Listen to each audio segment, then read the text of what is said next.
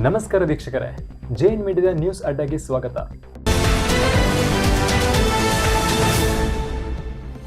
ಇನ್ನೇನು ಹಬ್ಬದ ಸೀಸನ್ ಶುರುವಾಗುತ್ತಿದ್ದು ದೇಶದೆಲ್ಲೆಡೆ ವ್ಯಾಪಾರ ವಹಿವಾಟು ಜೋರಾಗ್ತಾ ಇದೆ. ಈ ನಡುವೆ ತೆರಿಗೆಯಿಂದ ಕಂಗಾಲಾಗಿದ್ದ ಜನಸಾಮಾನ್ಯರಿಗೆ ಕೇಂದ್ರ ಸರ್ಕಾರ ಬಿಗ್ ರಿಲೀಫ್ ನೀಡಿದೆ. ತೆರಿಗೆಯ ಮಹತ್ವದ ಬದಲಾವಣೆ.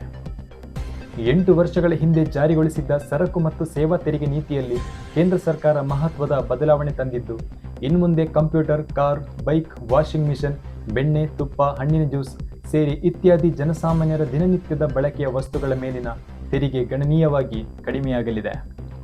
ಹಾಗೆಯೇ ತಂಬಾಕು, ಆಲ್ಕೋಹಾಲ್, ಡ್ರಗ್ಸ್, ಫಾಸ್ಟ್ ಫುಡ್, ತಂಪು ಪಾನೀಯ ಸೇರಿ ಪ್ರಮುಖ 7 ರಿಂದ 8 ಉತ್ಪನ್ನಗಳ ಮೇಲಿನ ಶೇಕಡ 40ರಷ್ಟು ತೆರಿಗೆ ಅನ್ವಯವಾಗಲಿದೆ.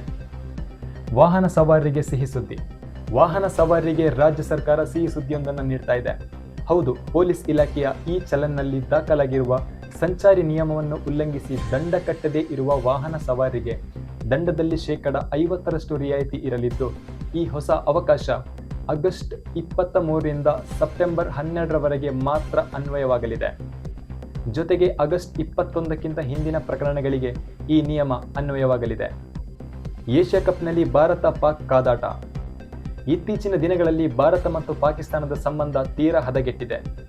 ಕೇಂದ್ರ ಸರ್ಕಾರವು ಕೂಡ ಪಾಕಿಸ್ತಾನದೊಂದಿಗೆ ಹಲವು ಒಪ್ಪಂದಗಳನ್ನು ಕೈಬಿಟ್ಟಿದೆ. ಈ ನಡುವೆ ಈ ಬಾರಿಯ ಏಷ್ಯಾ ಕಪ್ ಕ್ರಿಕೆಟ್ ಪಂದ್ಯದಲ್ಲಿ ಭಾರತ ಪಾಕಿಸ್ತಾನ ಆಟವಾಡಲಿದೆ ಎಂಬ ಹೊಸ ಸುದ್ದಿಯೊಂದು ಹೊರಬಿದ್ದಿದೆ. ಈ ಬಗ್ಗೆ ಹೇಳಿಕೆ ಬಿಡುಗಡೆ ಮಾಡಿರುವ ಕೇಂದ್ರ ಕ್ರೀಡಾ ಸಚಿವಾಲಯ, ಭಾರತೀಯ ತಂಡಗಳು ಪಾಕಿಸ್ತಾನದಲ್ಲಿ ನಡೆಯುವ ಯಾವುದೇ ಸ್ಪರ್ಧೆಗಳಲ್ಲಿ ಭಾಗವಹಿಸುವುದಿಲ್ಲ. ಹಾಗೆಯೇ ಪಾಕಿಸ್ತಾನಕ್ಕೂ ಭಾರತದಲ್ಲಿ ಆಡುವ ಅವಕಾಶ ಇಲ್ಲ. ಆದರೆ ಮುಂದಿನ ತಿಂಗಳು ನಡೆಯುವ ಏಷ್ಯಾ ಕಪ್ನಲ್ಲಿ ಭಾರತ ಆಡುವುದನ್ನು ತಪ್ಪಿಸುವುದಕ್ಕೂ ಸಾಧ್ಯವಿಲ್ಲ ಎಂದಿದೆ. ಆನ್ಲೈನ್ ಖೇಲ್ ಖತಮ್. ತಂತ್ರಜ್ಞಾನ ಬೆಳೆದಂತೆ, ಮೊಬೈಲ್ ಬಳಕೆ ಹೆಚ್ಚಾದಂತೆ ಆನ್ಲೈನ್ ಗೇಮ್ಗಳ ಹಾವಳಿಯೂ ಹೆಚ್ಚಾಗಿದೆ. ಜೊತೆಗೆ ಈ ಗೇಮ್ ಗೀಳಿಗೆ ಬಿದ್ದು ಜೀವನ ಹಾಳು ಮಾಡಿಕೊಳ್ಳುವವರ ಸಂಖ್ಯೆ ಕೂಡ ಗಣನೀಯವಾಗಿ ಹೆಚ್ಚುತ್ತಾ ಇದೆ. ಅಂಕಿಅಂಶಗಳ ಪ್ರಕಾರ ಭಾರತದಲ್ಲಿ ವರ್ಷಕ್ಕೆ 45 ಕೋಟಿ ಜನ ವಿವಿಧ ಆನ್ಲೈನ್ ಬೆಟ್ಟಿಂಗ್ ಆ್ಯಪ್ನಲ್ಲಿ ಆಡುತ್ತಿದ್ದು, ಬರೋಬ್ಬರಿ 20,000 ಕೋಟಿ ಕಳೆದುಕೊಳ್ತಾ ಇದ್ದಾರೆ.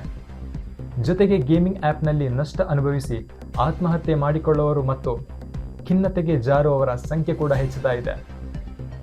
ಈ ಬಗ್ಗೆ ಗಂಭೀರ ಚಿಂತನೆ ನಡೆಸಿರುವ ಕೇಂದ್ರ ಸರ್ಕಾರ ದೇಶದಲ್ಲಿ ಕಾರ್ಯಾಚರಿಸುವಂತಹ ಎಲ್ಲ ಆನ್ಲೈನ್ ಬೆಟ್ಟಿಂಗ್ ಆ್ಯಪ್ಗಳನ್ನು ಶಾಶ್ವತವಾಗಿ ಬ್ಯಾನ್ ಮಾಡುವ ಬಗ್ಗೆ ಹೊಸ ಕಾನೂನು ಹೊರತರುವ ಪ್ರಯತ್ನ ಮಾಡ್ತಾ ಇದೆ.